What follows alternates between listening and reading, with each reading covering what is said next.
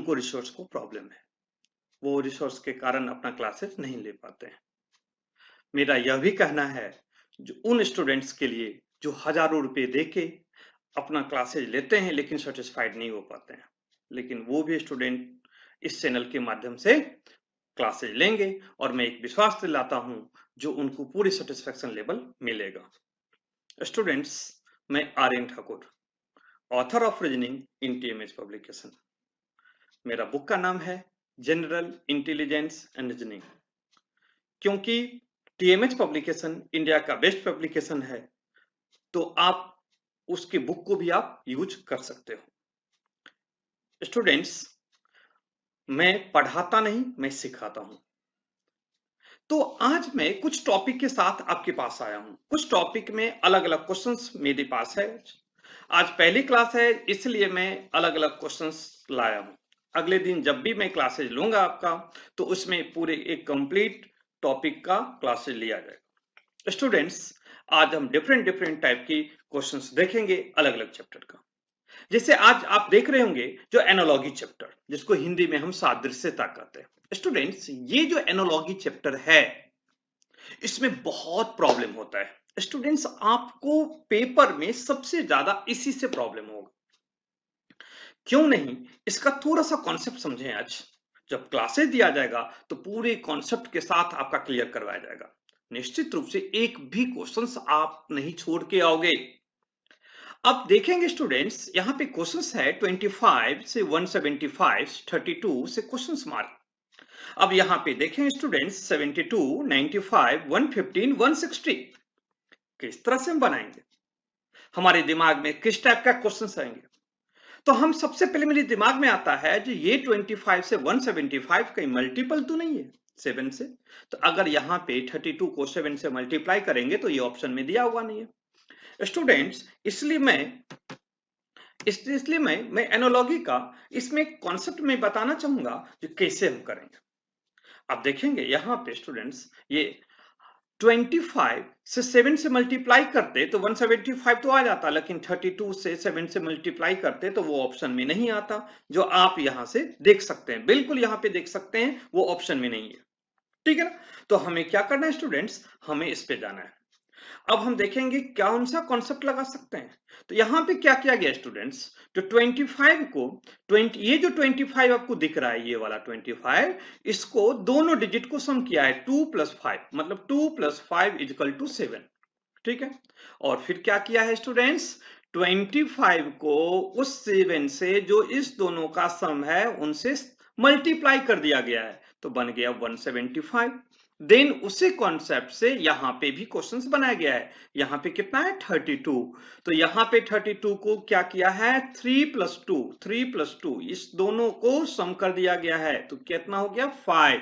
तो 32 को यहाँ पे 5 से मल्टीप्लाई किया गया है, तो यहाँ पे क्या आ गया 160। तो हमारा आंसर क्या होगा 160।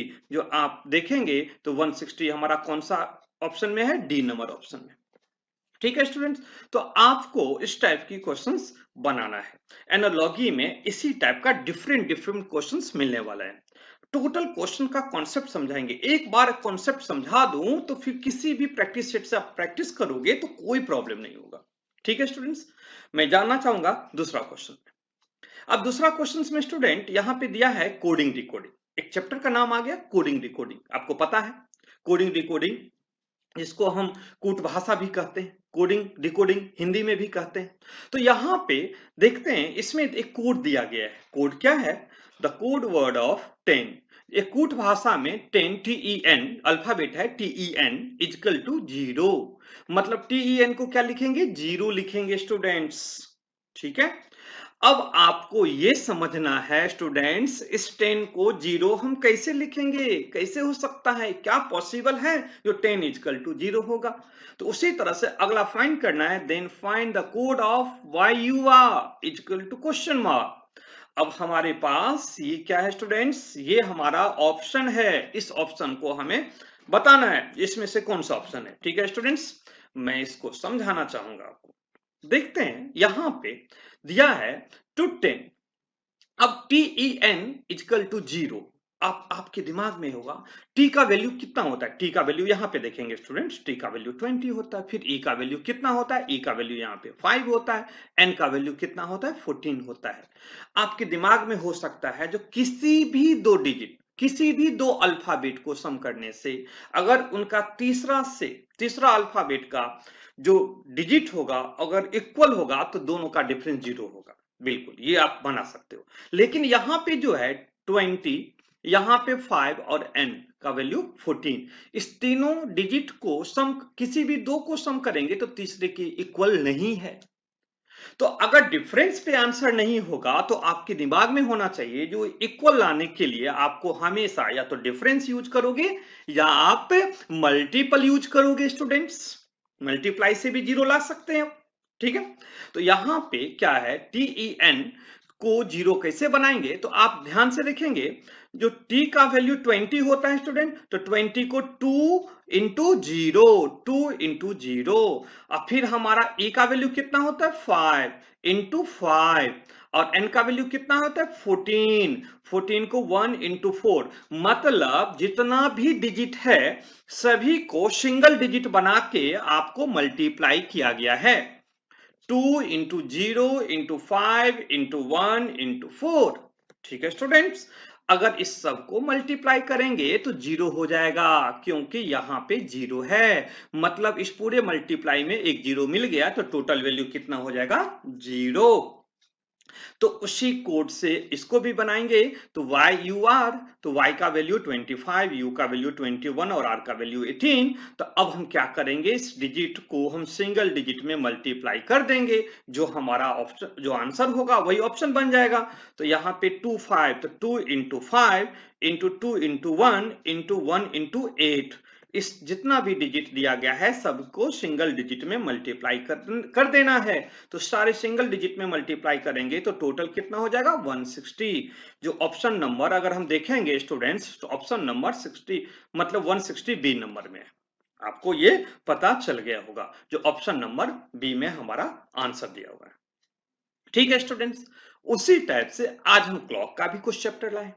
अब देखो क्लॉक में डिफरेंट टाइप की क्वेश्चंस होता है स्टूडेंट्स।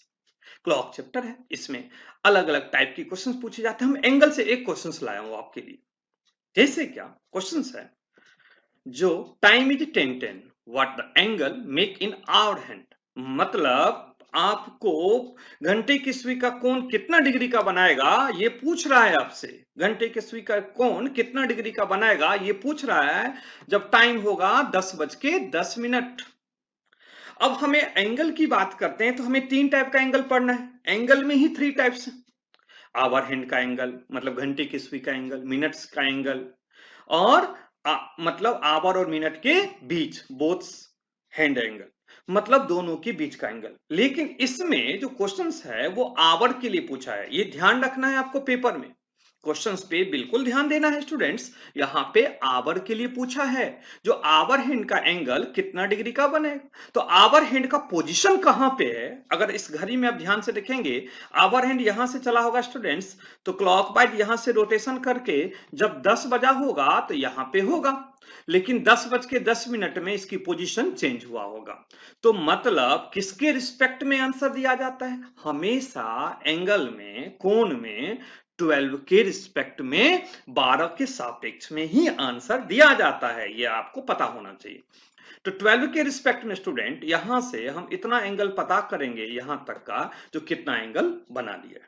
ठीक है स्टूडेंट्स, अगर आप ध्यान से देखेंगे तो मैं आपको बताना चाहूंगा जिसका एंगल कितना डिग्री होगा।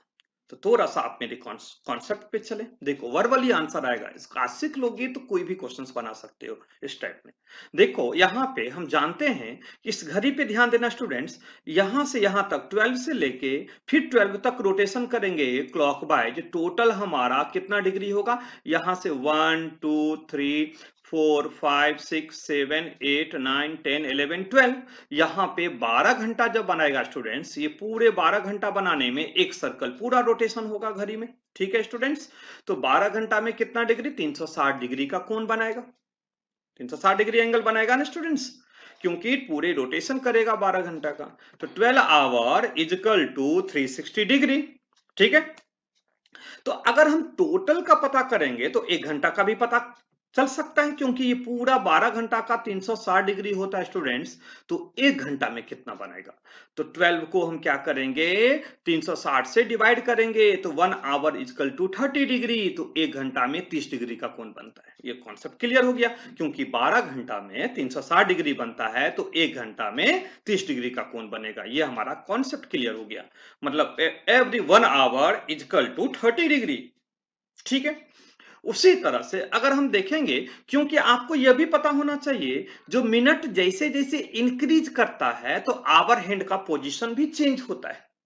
मिनट की पोजीशन चेंज होने से आवर हैंड का भी पोजीशन चेंज होता है। तो मिनट का पोजीशन 0 पे तो है नहीं, 12 पे तो है नहीं, मिनट का पोजीशन 10 मिनट पर है। तो जब 10 मिनट पर है स्टूडेंट, तो आवर का पोजीशन बिल्कुल 10 पे नहीं होगा, 10 से थोड़ा सा आगे बढ़ गया होगा। तो मिनट से आवर कितना चेंज होता है, थोड़ा सा मैं आपको जानना चाहूंगा। जो 1 आवर इजकल टू 60 मिनट, जब पूरे 1 घंटा बनाता है आवर हैंड, तो मिनट हैंड की पोजीशन कितना मिनट रोटेशन होता है, 60 मिनट। 1 घंटा में मिनट हैंड कितना रोटेशन करता है, 60 मिनट।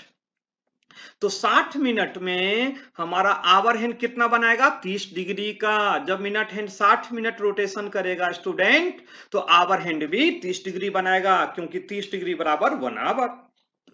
ठीक है स्टूडेंट्स। तो हम जानते हैं जो 1 घंटा में 30 डिग्री, तो 60 मिनट में भी 30 डिग्री। ठीक है। तो 60 मिनट में 30 डिग्री, तो 1 मिनट में कितना, तो 1 मिनट में 30/60। ठीक है ना। तो 1 मिनट में कितना बनाएगा, हाफ डिग्री एंगल बना लेगा। कौन बनाएगा, आवर हैंड। जब हमारा मिनट हैंड 1 मिनट, जब मिनट हैंड 1 मिनट बनाता होगा, तो आवर हैंड का पोजीशन हाफ डिग्री इंक्रीज होगा। क्लियर है। मतलब 1 मिनट में कितना डिग्री, हाफ डिग्री। बिल्कुल। तो हम कह सकते हैं जो total 1 hour equal to 30 degree, 1 minute equal to half degree. अब देखेंगे स्टूडेंट्स, तो अब हम मल्टीप्लाई करेंगे। टाइम कितना था, 10 यहाँ पे देख रहे हैं, टाइम मुझे 10:10 में। तो 1 घंटा में 30 डिग्री स्टूडेंट्स। तो 10 आवर्स में कितना, 10 इंटू 10 मिनट्स के लिए होगा, 10 आवर में 10 इंटू 30 इजकल टू 300 डिग्री। अब स्टूडेंट्स मतलब यहां से स्टार्ट हुआ होगा, तो 1 2 3 4 5 6 7 8 9 10। जब 10 आवर कंप्लीट किया होगा 12 के रिस्पेक्ट में, तो टोटल डिग्री कितना बना लिया होगा स्टूडेंट, 30 डिग्री, 300 डिग्री। ठीक है ना। तो 10 आवर में 300 डिग्री का कोण बनाया होगा, लेकिन मिनट हैंड अपनी पोजीशन से 10 मिनट एक्स्ट्रा बनाया। तो 10 मिनट जो बनाया, तो 10 मिनट में भी आवर हैंड का पोजीशन चेंज हुआ होगा। तो 1 मिनट में कितना डिग्री बना लेता है आवर हैंड, हाफ डिग्री। तो 10 का हाफ कितना होगा, 5, क्योंकि 1 मिनट में हाफ बनाएगा, तो जितना मिनट बनाएगा उसका हाफ डायरेक्ट कर दो। तो 10 का हाफ कितना, 5 डिग्री। तो टोटल कितना हो गया, 300 + 5 इजकल टू 305 डिग्री। ठीक है ना। अब इसी क्वेश्चंस को आप वर्बली बना लो। इतना मतलब एक बार कॉन्सेप्ट आपने समझ गया, तो आप देखो क्वेश्चन देखते ही बना लोगे। हम जानते हैं कि 1 घंटा बराबर 30 डिग्री। आप यहाँ पे ध्यान देंगे स्टूडेंट्स, अब वर्बली बनाने का कॉन्सेप्ट मैं यहाँ पे समझाता हूं। अब 1 घंटा में 30 डिग्री, तो 10 घंटा में कितना, 10 को 30 से मल्टीप्लाई करो, 10 या 30 मतलब 300 डिग्री। और 1 मिनट में हाफ डिग्री, क्योंकि राइट साइड में मिनट हैंड होता है और लेफ्ट साइड में आवर होता है। आवर को 30 से मल्टीप्लाई करो और मिनट को हाफ करके सम कर दो। तो 1 घंटा में 30 डिग्री, तो 10 घंटा में कितना, 300 डिग्री, या 10 का हाफ 5 डिग्री। तो टोटल कितना बन गया, 305 डिग्री। मतलब क्वेश्चंस कोई भी हो स्टूडेंट्स, आप आराम से आंसर बना सकते हैं वर्बली सम सेकंड में। तो ऐसे कॉन्सेप्ट से हम रिजल्ट ला सकते हैं। ठीक है। देखेंगे स्टूडेंट्स, हम नेक्स्ट क्वेश्चन पे चलें। और नेक्स्ट क्वेश्चंस आपके लिए बेहतरीन, मतलब सिलोजिज्म की क्वेश्चंस, बेहतरीन क्वेश्चंस दिया जाता है आपका पेपर में। आपको इसमें कॉन्सेप्ट भी बहुत हैं, अच्छे अच्छे कॉन्सेप्ट के साथ हम आपको पढ़ाएंगे। बेस्ट कॉन्सेप्ट, बेस्ट मटेरियल के साथ हम आपके पास आएंगे स्टूडेंट्स। जैसे इस टाइप की क्वेश्चंस हमें बहुत प्रॉब्लम देता है पेपर में। इस टाइप की क्वेश्चंस अगर हम देखेंगे स्टूडेंट, तो हमारा आंसर क्या होगा, थोड़ा सा मैं जानना चाहूंगा। यहाँ पे दिया है, देखो मैं एक डायग्राम बना दिया हूं यहाँ पे, जिससे आपको कोई प्रॉब्लम नहीं हो समझाने में। देखो यहाँ पे स्टेटमेंट स्टेटमेंट स्टूडेंट हमेशा डेफिनिट होता है। स्टूडेंट स्टेटमेंट जो होता है जिसको हिंदी में हम कथन कहते हैं वो हमेशा डेफिनिट होता है, वो हमेशा सही होता है। अब दिया हुआ है no book is a sweater, no book is a sweater, तो कहता है बुक और स्वेटर के बीच में नो का रिलेशन। स्टूडेंट जहां पे नो वर्ड आ जाए हिंदी में कोई भी बुक स्वेटर नहीं है, तो नहीं है तो वहां पे हम एक ये लगा देंगे, लाइन लगा देंगे, बुक और स्वेटर के बीच में लाइन लगा हुआ है। इस लाइन का मतलब है इन दोनों के बीच में नो का रिलेशन है। समझ में आ रहा है? जहां पे नो कोई नहीं, हिंदी में कोई नहीं, वहां पे हमेशा हम इस लाइन का यूज करेंगे। तो बुक और स्वेटर दो ऑब्जेक्ट है, इनके बीच में हम लाइन लगा दिया। क्यों स्टूडेंट्स? क्योंकि हमें पता है कि इसमें नो का रिलेशन, मतलब लाइन लग गया, ये लाइन लग गया, इसका मतलब नो है स्टेटमेंट में। फिर अगला दिया है नो जैकेट इज स्वेटर, कोई भी जैकेट स्वेटर नहीं है, कोई जैकेट स्वेटर नहीं है। अब देखो यहाँ पे स्वेटर तो ऑलरेडी ऑब्जेक्ट था, तो अब जैकेट को मैंने नीचे बना दिया, तो स्वेटर और जैकेट में भी यहाँ पे लाइन लगा हुआ है, ये लाइन दिया हुआ है, इसका मतलब इनके बीच, स्वेटर और जैकेट के बीच में क्वेश्चंस में नो लगा हुआ है। देख रहे हो नो लगा हुआ है, नो लगा रहे तो हम लाइन देंगे ही देंगे। अब देखो यहाँ पे तीसरा स्टेटमेंट है सम जैकेट्स आर एप्पल, मतलब कुछ जैकेट एप्पल है, सेब है।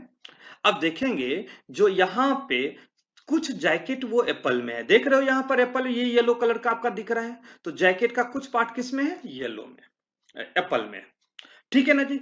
अब हम यहां से डायग्राम से हम इसका कंक्लूजन, जो निष्कर्ष है उसको चेक कर सकते हैं। जो कंक्लूजन डेफिनिट होगा, जो डायग्राम को फॉलो करेगा वो सही होगा, अदरवाइज वो गलत होगा। अगर आप यहाँ पे स्टूडेंट्स ध्यान से देखेंगे तो कंक्लूजन है, कथन निष्कर्ष है सम एप्पल्स आर स्वेटर, मतलब कुछ सेब स्वेटर है। अब देखो यहाँ पर स्टूडेंट्स एप्पल जो सेब है यहाँ पर है, स्वेटर यहाँ पर है, आपको दिखाई दे रहा होगा। तो एप्पल और स्वेटर के बीच में सम का रिलेशन नहीं है। सम कैसा होगा? जिस तरह से जे और ए के बीच में रिलेशन है यही सम है। स्वेटर और एप्पल के बीच में सम नहीं है, स्वेटर अलग है और एप्पल अलग है। तो पहला कंक्लूजन क्या हो जाएगा स्टूडेंट? गलत हो जाएगा। फर्स्ट कंक्लूजन हमारा बिल्कुल गलत है। दूसरा देखते हैं सम एप्पल आर नॉट स्वेटर, दिया है सम एप्पल आर नॉट स्वेटर, कुछ सेब स्वेटर नहीं है। अब देखोगे क्या, जब स्वेटर और जैकेट में नो का रिलेशन है तो जितना एरिया में जैकेट है उतना एरिया में स्वेटर नहीं होगा। लेकिन आप ध्यान से, आपको ये कॉन्सेप्ट समझना है स्टूडेंट, जो जैकेट का कुछ एरिया किस में है? एप्पल में। आप यहाँ पे ध्यान से देखेंगे एप्पल का कुछ पार्ट हमारा जैकेट के अंदर में है, तो जितना पार्ट जैकेट के अंदर में है, जितना पार्ट हमारा जैकेट के अंदर में है, ये वाला पार्ट आप देख रहे हैं स्कर्ट में, जितना पार्ट हमारा एप्पल जैकेट के अंदर में है वो स्वेटर नहीं हो सकता है, मतलब पॉसिबिलिटी में, संभावना में भी नहीं होगा, क्योंकि यहां पे नो का रिलेशन लगा हुआ है स्टूडेंट। और जहां पे नो लगता है वहां पे पॉसिबिलिटी नहीं यूज होता है, पॉसिबिलिटी की कॉन्सेप्ट नहीं लगता है। तो हम कह सकते हैं जो जैकेट और स्वेटर के बीच में हमारा पॉसिबिलिटी नहीं होगा। तो एप्पल का जितना पार्ट हमारा जैकेट में है वो स्वेटर में नहीं होगा। तो कहता है सम एप्पल आर नॉट स्वेटर, कुछ एप्पल स्वेटर नहीं है। कहेंगे यस, कुछ एप्पल स्वेटर नहीं है। तो दूसरा कंक्लूजन क्या होगा स्टूडेंट? सही हो जाएगा। पहला क्या था? गलत था। दूसरा क्या है? सही है। अब हम यहां पे देखेंगे जो no book is a jacket, no book is a jacket, ठीक है, कहता है बुक और जैकेट के बीच में नो का रिलेशन है। तो यहां पे देखेंगे, यहां पे बुक है, यहां पे जैकेट है, नहीं, तो यहां पे नो का रिलेशन नहीं है। मैंने आपको अभी जस्ट बताया था जहां पे नो होगा वहां पे हमारा स्टेटमेंट में क्या लगा देंगे? ये लाइन लगा देंगे, यहां पर एक एरो लगा देंगे, लाइन लगा देंगे। लेकिन यहां पे हमने बुक और जैकेट में लाइन नहीं लगाया था स्टेटमेंट में, इसका मतलब है स्टेटमेंट में बुक और जैकेट के बीच में नो का रिलेशन नहीं दिया हुआ है। अलग अलग स्थान होना नो नहीं कहलाता स्टूडेंट। अगर हम बुक यहां है और जैकेट यहां है, दोनों का पोजीशन अलग अलग है, मतलब नो नहीं है, अलग है। ठीक है, क्योंकि जो अलग है उसमें पॉसिबिलिटी लग सकता है और जिसमें नो है उसमें पॉसिबिलिटी नहीं लगेगा। इसलिए हम कह सकते हैं जो दिया है no book is a jacket, book और जैकेट के बीच में नो का रिलेशन है, तो कहेंगे नहीं, बुक और जैकेट के बीच में नो का रिलेशन नहीं है। तो तीसरा नंबर भी गलत, तो पहला भी गलत और थर्ड भी गलत, सिर्फ सेकंड सही है। आगे चलेंगे, देखेंगे लिखा है सम जैकेट आर बुक, जैकेट, कुछ जैकेट बुक है, नहीं स्टूडेंट, कुछ जैकेट बुक नहीं है, कुछ जैकेट बुक नहीं है। तो यहाँ पे हमारा क्या हो गया जी, सेकेंड तो सही है, थर्ड और फोर्थ भी गलत है, तो फर्स्ट भी गलत, थर्ड भी गलत और फोर्थ भी गलत। लेकिन स्टूडेंट इसमें इतना ही नहीं है, कुछ और भी बात है। एक आप सुने होंगे आइदर और नाइदर, तो आइदर नाइदर को हम बहुत अच्छी तरह से क्लियर करेंगे जब हम पूरे कंप्लीट क्लास लेंगे, ठीक है स्टूडेंट। लेकिन आज मैं आपको बता दूं जो आइदर का रिलेशन क्या होता है, नाइदर का मतलब नहीं जो गलत है, लेकिन आइदर मतलब या तो फर्स्ट या सेकेंड या थर्ड या फोर्थ, मतलब आई या और की रिलेशन या का रिलेशन। या कब होता है, जब दो कंक्लूजन गलत हो, जब दोनों कंक्लूजन गलत हो और दोनों में ऑब्जेक्ट सेम हो। अब देखते हैं थर्ड और फोर्थ में, थर्ड भी गलत है फोर्थ भी गलत है, लेकिन दोनों में ऑब्जेक्ट सेम है, बुक और जैकेट और जैकेट और बुक, इसमें भी ऑब्जेक्ट सेम है, इसमें भी ऑब्जेक्ट सेम है। जब दोनों गलत हो, दोनों में ऑब्जेक्ट सेम हो, एक सेंटेंस पॉजिटिव हो और एक सेंटेंस नेगेटिव हो, मतलब एक सकारात्मक हो एक नकारात्मक हो, तो देखोगे क्या ये तीसरा और चौथा दोनों गलत है, दोनों में ऑब्जेक्ट सेम है, दोनों में ऑब्जेक्ट सेम है, बुक जैकेट, और एक सेंटेंस पॉजिटिव है फोर्थ वाला और थर्ड वाला नेगेटिव है, क्योंकि नो का रिलेशन लगा हुआ है। तो इस दोनों के बीच हम आइदर का रिलेशन कहेंगे, इनको हम क्या कहेंगे, आइदर का रिलेशन। तो इसका आंसर होगा सेकेंड सही है, तीसरा और चौथा के बीच में आइदर का रिलेशन है। स्टूडेंट इतना से अगर समझ में नहीं आया होगा तो आपके लिए हम बिल्कुल इस चैप्टर का बहुत सारे क्वेश्चंस लाएंगे जब हम इस चैप्टर को पढ़ाएंगे।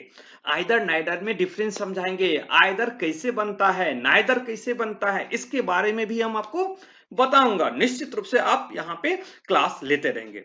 चलें, तो अब मेरा क्या फाइनली कंक्लूजन क्या आया, जो सेकेंड ट्रू मतलब ये सेकेंड सही है और थर्ड और फोर्थ के बीच में आइदर है, इसका आंसर हम यही देंगे। स्टूडेंट्स अगर हम देखना चाहेंगे तो डायरेक्शन चैप्टर, डायरेक्शन चैप्टर में अच्छा चैप्टर है, इसको भी हम क्वेश्चंस को देखते हैं। क्या लिखा है, लिखा है Gautam start walking towards north, after walking for a distance of 40 metre he turns left again walk for 45 meter, then he again turns left and walk for 60 meter, then he again turns left and walk for 60 meter. How far is he now from the starting point? कहने का मतलब है Gautam 40 metre उत्तर दिशा की ओर चलता है, इसके बाद वो लेफ्ट की ओर टर्न लेता है और 45 मीटर चलता है, फिर से वो लेफ्ट की ओर टर्न लेता है और 60 मीटर चलता है, फिर कहता है then he again turns left, फिर से वो बाईं ओर मुड़ता है और 60 मीटर चलता है। तो क्वेश्चन है how far is he now from the starting point, तो अपने प्रारंभिक बिंदु से वो कितने दूर पर है। ठीक है स्टूडेंट्स, तो अगर हम क्वेश्चन देखें स्टूडेंट, तो पहला कहता है Gautam start walking towards north, मतलब गौतम 40 मीटर उत्तर दिशा की ओर चलता है। तो चलते हैं ए पॉइंट से, ए पॉइंट से गौतम कितना चला, नॉर्थ की ओर। तो आपको मैं थोड़ा सा समझा दूं, यहाँ पे जो नॉर्थ ये होता है, साउथ ये होता है, डायरेक्शन फिक्स होता है ईस्ट और वेस्ट, फिर उसी तरह से नॉर्थ ईस्ट, साउथ ईस्ट और नॉर्थ वेस्ट, ये डायरेक्शन हमारा बिल्कुल फिक्स होता है। तो गौतम जो है यहाँ पे स्टूडेंट्स, गौतम 40 मीटर उत्तर दिशा की ओर चलता है। तो यहां से ए पॉइंट से बी की तरफ 40 मीटर चलता है। फिर क्वेश्चन आगे है, जो he turns left again walk for 45 metre, फिर से वो बाईं ओर मुड़ता है और यहां से इसका लेफ्ट किधर होगा, इस साइड पश्चिम की ओर, और सी की तरफ चला है, कितना मीटर चला है? 45 मीटर, जो क्वेश्चंस में दिया हुआ है।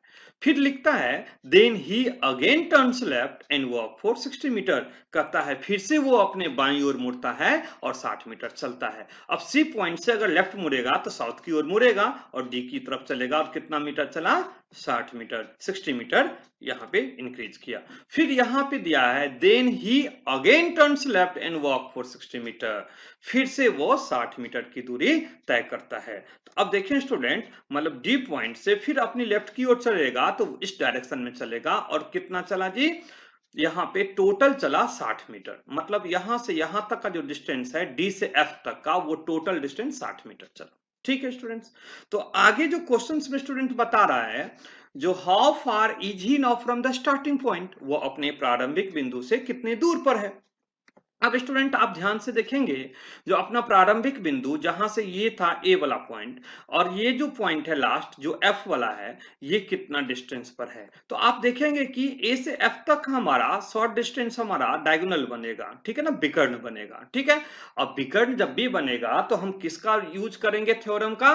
पैथागोरस थ्योरम हमारा यूज होता है जब भी डायगोनल की बात करते हैं स्टूडेंट। जब भी हम पैथागोरस थ्योरम की बात करेंगे तो जब भी हमारा विकर्ण बनेगा तो पैथागोरस रूल को हम यहाँ पे यूज करेंगे।